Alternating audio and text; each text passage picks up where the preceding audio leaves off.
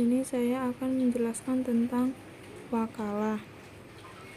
Pengertian wakalah yaitu wakalah dalam hukum Islam adalah pelimpahan kekuasaan oleh seseorang sebagai pihak pertama kepada orang lain sebagai pihak kedua dalam hal-hal yang diwakilkan.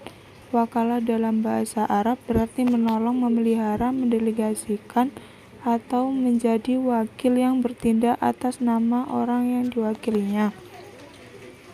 Secara istilah, wakalah berarti tolong-menolong antar pribadi dalam suatu persoalan ketika seseorang tidak mampu secara hukum atau mempunyai halangan untuk melakukannya. Objek yang diwakilkan itu dapat menyangkut masalah harta benda dan masalah pribadi lainnya, seperti nikah. Jenis-jenis wakalah yaitu ada 3. 1.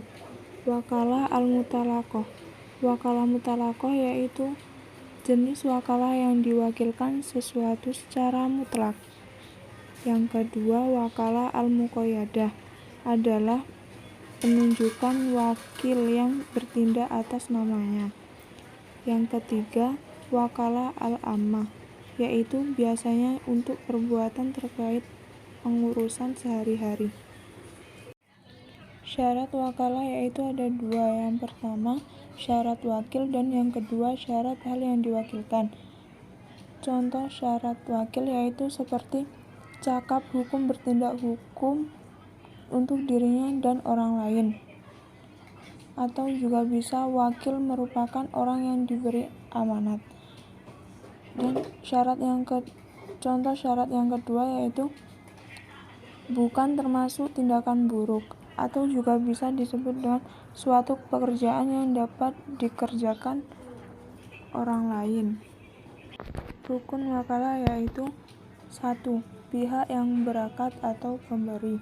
Yang kedua, penerimaan kuasa. Dan yang ketiga, objek akad yakni perkara atau mandat yang dikuasai.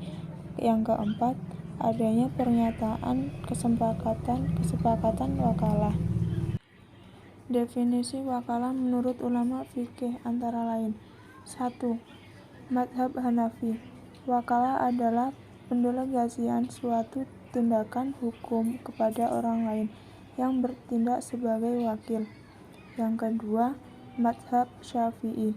Wakalah adalah pendelegasian hak kepada seseorang dalam hal-hal yang dapat diwakilkan kepada orang lain selama ia hidup. Definisi selama ia hidup jadi pembeda antara wakalah dengan wasiat. Berakhirnya wakalah yaitu 1. Jika ada salah satu pihak yang berwakalah itu meninggal atau gila. Yang kedua, jika maksud yang terkandung dalam wakalah itu sudah selesai pelaksanaannya atau dihentikan.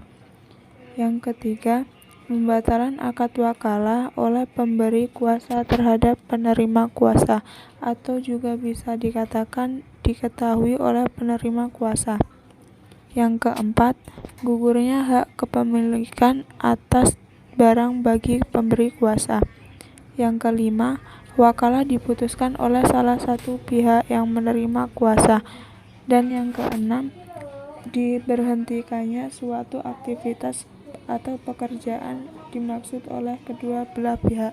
Itu tadi penjelasan tentang arti wakalah adalah penyerahan sesuatu kepada seseorang yang mampu mengerjakan sesuatu yang biasa diganti ke orang lain. Terima kasih Pak.